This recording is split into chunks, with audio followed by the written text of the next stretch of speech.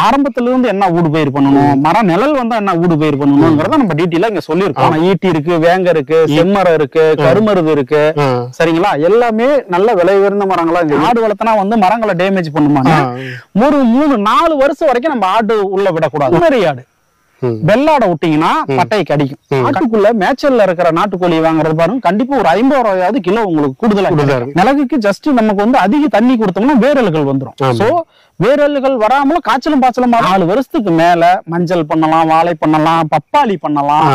சரிங்களா? சேனைக்கிழங்கு பண்ணலாம். அவங்க ஏரியாவுல என்ன பயிர் பண்ணிட்டு இருக்காங்களோ அந்த பயிரை தொடர்ச்சியா 4 வருஷம் சூரிய வெளிச்சம் மண்ணுல கிடைக்கிற வரைக்கும் நீங்க தாராளமா வந்து.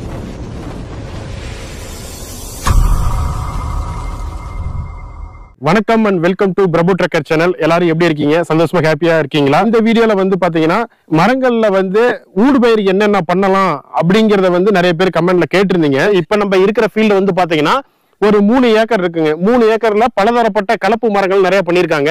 கடம்பு பண்ணியிருக்காங்க, ஈட்டி பண்ணியிருக்காங்க, ரெட் சாண்டல் வுட் பண்ணியிருக்காங்க. நிறைய வந்து ஒரு 5-6 வகையான வெரைட்டிஸ் பக்கமா இங்க மரங்கள் பண்ணியிருக்காங்க. இந்த ஃபீல்டு வந்து பாத்தீங்கன்னா ஒரு 3 வருஷத்து ஃபீல்டு. இதுக்கு பக்கத்துல வந்து பாத்தீங்கன்னா ஒரு 5 வருஷம் இல்ல ஒரு 6 வருஷத்து ஃபீல்டு பக்கத்துல இருக்கு. நம்ம அதையும் நான் உங்களுக்கு அதுல என்ன பண்ணியிருக்காங்க அப்படின்னு சொல்லி உங்களுக்கு காட்ட போறேன். இப்ப இந்த 3 வருஷத்து ஃபீல்ட்ல வந்து பாத்தீங்கன்னா மரவள்ளி கிழங்கு ஊடுபயிரா பண்ணியிருக்காங்க. மரவள்ளி கிழங்கு மட்டும் தான் ஊடுபயிரா பண்ணலாமா, வேற எந்த கிராப் பண்ணலாம் அப்படின்னு சொல்லிட்டு ஃபுல் டீட்டெயில் உங்களுக்கு நான் கொடுக்க போறேன். மறக்காம கடைசி வரைக்கும் இந்த வீடியோ பாருங்க, ரொம்பவும் இன்ட்ரெஸ்டிங்கா இருக்க போது. வாங்க வீடியோக்குள்ள போலாம். ஈசா காவேரி கூக்குரல் நாமக்கல் மாவட்ட ஒருங்கிணைப்பாளர் திரு ராஜா அவர்களிடம் வந்து பாத்தீங்கன்னா இந்த மரங்களுக்கு இடையில வந்து என்ன ஊடுபயிர் பண்ணலாம், ஒரு 3 வருஷம் வரைக்கும் என்ன ஊடுபயிர் பண்ணலாம், மரம் பெருசானதுக்கு பிற்பாடு எந்த மாதிரியான ஊடுபயிர் பண்ணலாம், அது மட்டும் இல்லைங்க ஆடு மாடுகள் வளர்க்கலாமா, கோழி வளர்க்கலாமா சொல்லிட்டு நிறைய விஷயங்களை அவர்கிட்ட நம்ம கேட்டு தெரிஞ்சுக்கலாம். சார் வணக்கங்க சார். வணக்கம். 3 ஏக்கர்ல வந்து பாத்தீங்கன்னா ஒரு பலதரப்பட்ட மரங்கள் நடவு பண்ணிருக்காங்க. இதுல வந்து பாத்தீங்கன்னா இப்ப ஒரு 3 வருஷம் ஆயிடுச்சுங்க சார் இந்த ஃபீல்டு. இதுல வந்து பாத்தீங்கன்னா இப்ப மரவள்ளி கிழங்கு தேர்வு பண்ணிருக்காங்க சார். இது வந்து ஒரு 3 வருஷம் வரைக்கும் எந்த மாதிரியான ஊடுபயிர் பண்ணலாம், கொஞ்சம் அதை பத்தி தெளிவா சொல்லுங்க சார். மரங்கள் நடுறோம், நல்லா ஒரு ஊடுபயிர் பண்றதுக்கு நம்ம வந்து குறைஞ்சபட்சம் ஒரு 12 அடி இடைவெளி கொடுப்போம். 15 அடி இடைவெளி வரைக்குமே நம்ம வந்து மரங்களை வந்து நடவு பண்ண சொல்லிடுறோம். 15 அடி இடைவெளிங்கிறது நல்ல தாராளமான இடைவெளி. ஆமாங்க. அதுக்குள்ள நீங்க இடையில டிராக்டர் உழவு ஓட்டிக்கலாம். வந்து 12 அடியிலேயே நீங்க தாராளமா உழவு ஓட்டிக்கலாம்.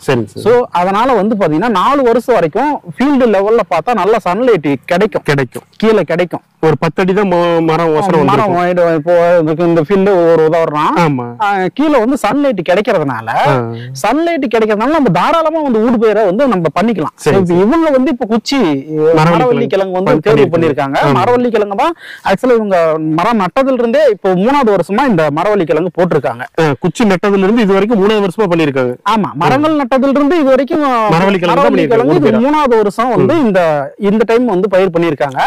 அப்படியே பின்னாடி வந்து நமக்கு பாத்தீங்கன்னா அதுல வந்து இதுக்கு 1 வருஷத்துக்கு முன்னாடி நட்ட மரம், அது 4 வருஷம் ஆகுது அந்த மரம். இது 3 வருஷம் ஆகுது. 4 வருஷம் அதுல வந்து போன வருஷம் வரைக்குமே வந்து மரவள்ளி கிழங்கு வந்து நட்டு அதுக்கான வந்து ஒரு ரெகுலர் இன்கம் எடுத்துக்கிட்டு இருந்தாங்க. சரிங்க சார். சோ இதுல வந்து இப்ப இவங்க குச்சி தேர்வு பண்ணிருக்காங்க. வருஷத்துக்கு ஒரு டைம் இவங்களுக்கு இந்த குச்சியில வந்து வருமானம் வந்து கணிசமான வருமானம் வந்து மரங்கள் மட்டும் இல்லாம இந்த குச்சிலையும் வந்துகிட்டு 3 வருஷம் ஆயிருக்கு. மரம் வந்து பாத்தீங்கன்னா ஒரு 10ல இருந்து ஒரு 15 அடி வரைக்கும் நல்ல கேப் ஃப்ரீயா இருக்கு.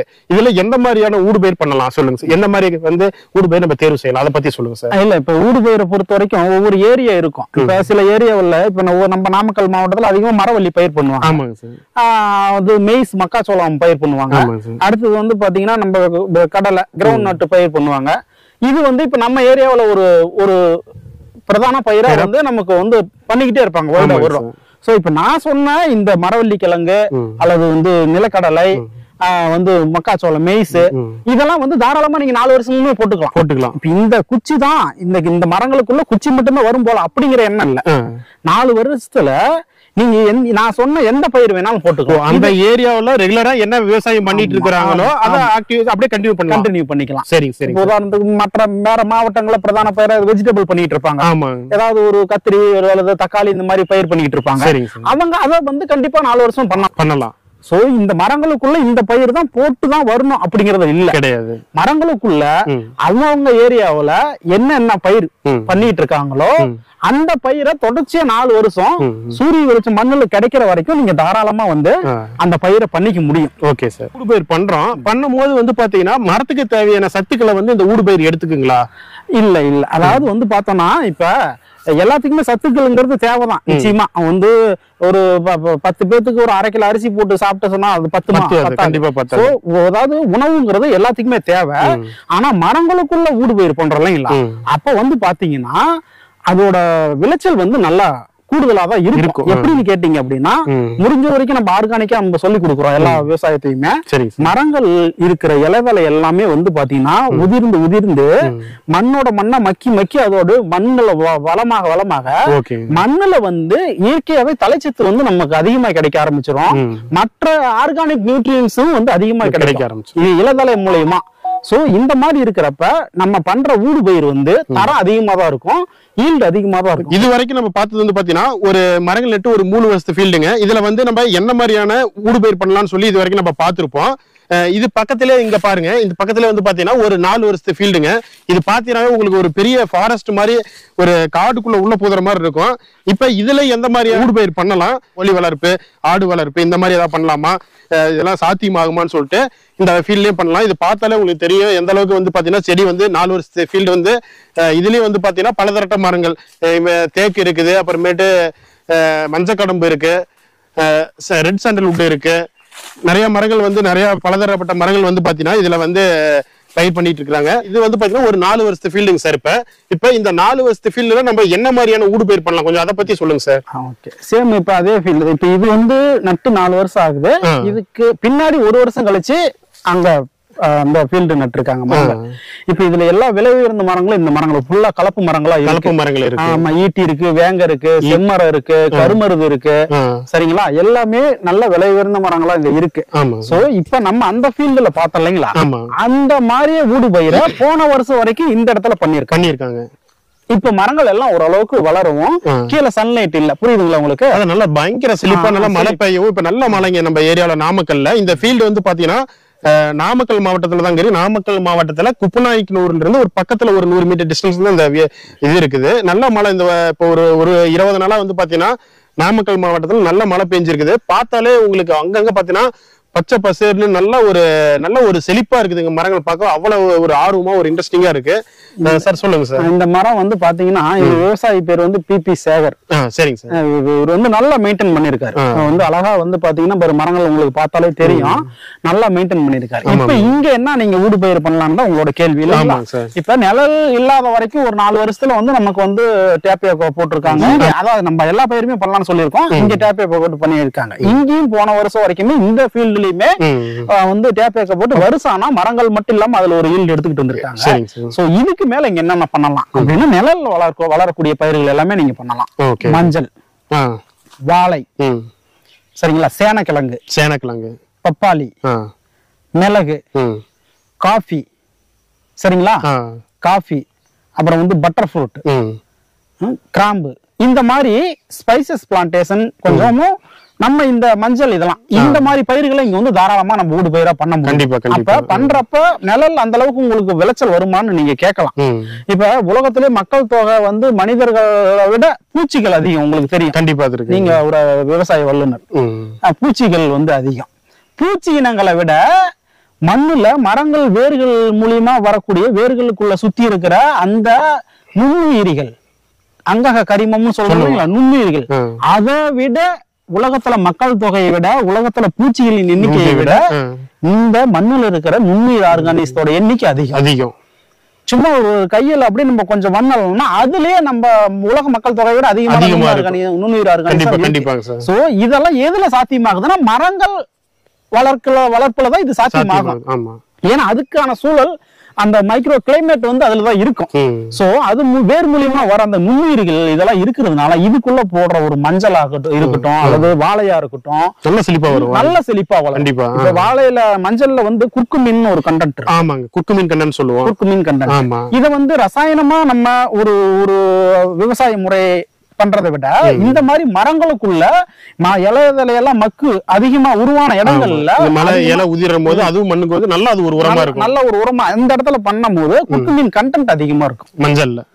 கண்டிப்பா சார். இதே வந்து இப்ப உதாரணத்துக்கு நீங்க பாத்திருப்பீங்க, இப்போ ஒரு ஆப்பிள் திங்கிறதுக்கு பதிலா ஆர்கானிக்கா ஒரு ஆப்பிள் நீங்க சாப்பிடுறீங்கன்னா இன்ஆர்கானிக்கா நம்ம பண்ற ஆப்பிள் ஒண்ணு திங்கிறதுக்கு நம்ம 5 திங்கணும். இந்த நியூட்ரியன் கண்டென்ட் அப்பதான் ஈடாகும். அப்ப இது காரணம் என்ன, இந்த நம்ம விவசாய முறைகள் ஒண்ணு ஆர்கானிக்கா இருக்கிற நிலங்கள்ல விளையக்கூடிய பொருள் தரமா இருக்கும், மற்ற இடங்கள்ல இருக்கிற பொருள் வேற மாதிரி இருக்கும்.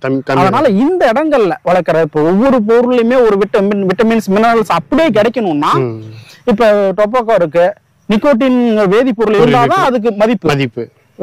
நீம் இருக்குது, அசாட்டிராக்டின் இருந்தாதான் அதுக்கு மதிப்பு. அது மாதிரி ஒவ்வொரு விளைவிக்கிற விவசாய பயிர்கள்லயும் அந்த நியூட்ரியன் கண்டென்ட் குறையாம இருக்கணும்னா மரங்களுக்குள்ள ஊடுபயிர் பண்றதுல வந்து அந்த கண்டென்ட் குறையாம இருக்கும், பொருள் தரமா இருக்கும். சோ இந்த மாதிரி நிழலுக்குள்ள நான் சொன்ன இந்த மஞ்சள், வாழை இதெல்லாம் நீங்க தாராளமா கடைசி வரைக்கும் பயிர் பண்ணிக்கலாம். சோ சில பேர் மரங்கள் வெட்டுற வரைக்குமே நம்ம இதை பயிர் பண்ணிக்க முடியும். இப்ப தண்ணி வசதி இல்லாம இருக்கும் சில இடங்களுக்கு, சில பேத்துக்கு அவங்கெல்லாம் மஞ்சள் வாழைய போறது கொஞ்சம் கஷ்டம், தண்ணி வசதி இல்லங்கிற பட்சத்துல. புரியுதுங்களா? அப்ப நம்ம என்ன பண்ணலாம், மிளகுக்கு போலாம். மிளகுக்கு அவ்வளவு தூரம் தண்ணி தேவைப்படாது. மிளகுக்கு ஜஸ்ட் நமக்கு வந்து அதிக தண்ணி கொடுத்தோம்னா வேரல்கள் வந்துடும். சோ வேரல்கள் வராமலும் காய்ச்சலும் பாய்ச்சலுமா தான் மிளகுக்கும் இருக்கும் ஆரம்ப ஸ்டேஜ்ல. சோ அந்த தண்ணி வசதி என்கிட்ட கம்மியா இருக்கிறவங்க பட்சத்துல நம்ம மிளகு பண்ணிக்கலாம். அதுக்கு முன்னாடி 4 வருஷமா நம்ம வழக்கமா என்ன ஊடுபயிர் பண்றோமோ அதை பண்ணிக்கலாம். 4 வருஷத்துக்கு மேல மஞ்சள் பண்ணலாம், வாழை பண்ணலாம், பப்பாளி பண்ணலாம், சரிங்களா, சேனைக்கிழங்கு பண்ணலாம். இதெல்லாம் பண்றதுல வெளியே பண்றதை விட பொருளோட தரம் அதிகமா இருக்கும், குவாலிட்டி அதிகமா இருக்கும், விளைச்சலும் நல்லா இருக்கும். இங்க மரங்களுக்குள்ள வந்து உங்களுக்கு பெருசா டிசீஸ் கண்டென்ட் இருக்காது. ஏன்னா மண்ணில் நன்மை செய்யற ஆர்கானிசம் இருக்கும், தீமை செய்யற ஆர்கானிசம் இருக்கும். அப்ப பேலன்ஸ் ஆயிக்கும். மரப்பயிர் மூலியமா வந்து நான் மரத்தை நட்டுட்டேன், என்னால வந்து சும்மா 20 வருஷம் தான் நான் இருக்க போறேன், எனக்கு ஊடு பயிர் எதுவுமே பண்ண முடியாது அப்படிங்கிற வருத்தம் எதுவுமே வேணாம். அதுக்கான வீடியோ தான் இந்த வீடியோ. உங்களுக்கு வந்து ஆரம்பத்துல இருந்து என்ன ஊடு பயிர் பண்ணணும், மரம் நிழல் வந்தா என்ன ஊடு பயிர் பண்ணணும்ங்கிறத நம்ம டீட்டெயிலா இங்க சொல்லியிருக்கோம். அதுல டவுட் இருந்தாலும் நீங்க கேட்டு. முக்கியமா இன்னொன்னு வந்து பாத்தீங்கன்னா, நம்ம வந்து இந்த பயிர் தான் பண்ணணுமா அப்படின்னு சொல்லி நிறைய பேருக்கு வந்து கேட்டுட்டு இருக்காங்க. இல்ல ஆடு வளர்க்கலாமா, கோழி வளர்க்கலாமா? சப்போஸ் ஆடு வளர்க்கும் போது இந்த மரத்தோட பட்டை கடிச்சிடும் சில டைம், அப்ப வந்து காயம் ஏற்பட்டுச்சுன்னா அது வந்து வேல்யூ குறைஞ்சு போயிடும் அப்படின்னு சில பேர். இப்போ ஒரு சந்தன மரம், செம்மரம் எல்லாம் இருக்கும், அப்ப பட்டை கடிச்சிருச்சுன்னா அது வந்து விலை மதிப்பு பொருட்கள் அதெல்லாம் வந்து அந்த மாதிரி வந்து சேதத்தை ஏற்படுத்தும் போது நம்மளுக்கு விலை குறையறதுக்கான வாய்ப்பு இருக்கு. இல்ல அந்த மாதிரி ஏதாவது பாதிப்பு ஏற்படுத்துமா அப்படின்னு சொல்லி நம்ம சார்ட்ட கேட்டுக்கலாம். சார் அதை பத்தி கொஞ்சம் தெளிவா சொல்லுங்க சார். சப்போஸ் இப்ப ஆடு வளர்ப்பு பத்தி சொல்லுங்க சார். இல்ல இப்ப நம்ம கிட்ட ஓரளவுக்கு தண்ணி வசதி இருக்கு, நம்ம மரங்கள் பண்ணிருக்கோம், விவசாயம் பண்றோம். இப்ப இதே வந்து தண்ணி வசதி ரொம்ப கம்மியா இருக்கும், ஏதோ மரங்களை காப்புத்திட்டா போற மாதிரி இருக்கும். அந்த மாதிரி இடங்கள்ல ஊடு பயிர் பண்றது அவங்களுக்கு கொஞ்சம் சிரமமா இருக்கும். அதுல வந்து ஊடு பயிர் பண்றது கஷ்டம். சோ அவங்க என்ன பண்ணலாம் அப்படின்னு கேட்டீங்கன்னா, இந்த மாதிரி ஆடு, கோழி, வாத்து இந்த மாதிரி போயிடலாம். அப்படி போறப்ப நமக்கு என்ன, இது இப்ப நீங்க கேக்குறீங்க ஆடு வளர்த்தனா வந்து மரங்களை டேமேஜ் பண்ணுமான்னு. ஒரு 3-4 வருஷம் வரைக்கும் நம்ம ஆடு உள்ள விடக்கூடாது. நம்ம நார்மலா என்ன விவசாயம் பண்றோமோ அதே பண்ணிடணும். ஒரு 4 வருஷத்துக்கு மேல மரங்கள்ல இந்த மாதிரி வந்த பிறகு செம்மறி ஆடு, வெள்ளாடை விட்டீங்கன்னா பட்டையை கடிக்கும், கண்டிப்பா பட்டைய கடிக்கும். செம்மறி ஆடு விட்டீங்கன்னா அது பட்டை மரங்களை எதையுமே பண்ணாது, அது பாட்டுல கீழே குனிஞ்சு இருக்கிற புள்ளை எல்லாம் மேய்ஞ்சிக்கிட்டே போகும். சோ செம்மறி ஆடு வளர்க்கறதுனால என்னென்ன பயன் இருக்கு பாருங்க, களை கட்டுப்பாடு ஆயிருது. ரெண்டாவது, அது சாப்பிட்டு சாணம் போடுறதுனால மண்ணுக்கு உரம் கிடைச்சிருது. கண்டிப்பா, சரிங்களா? குறைஞ்சது ஒரு ஆடு 7,000 ரூபாயில இருந்து 8,000 வரைக்கும் நீங்க போய்கிட்டு இருக்கு. கண்டிப்பா வருஷம் 2 குட்டி தாராளமா செம்மறி ஆடு போடும்.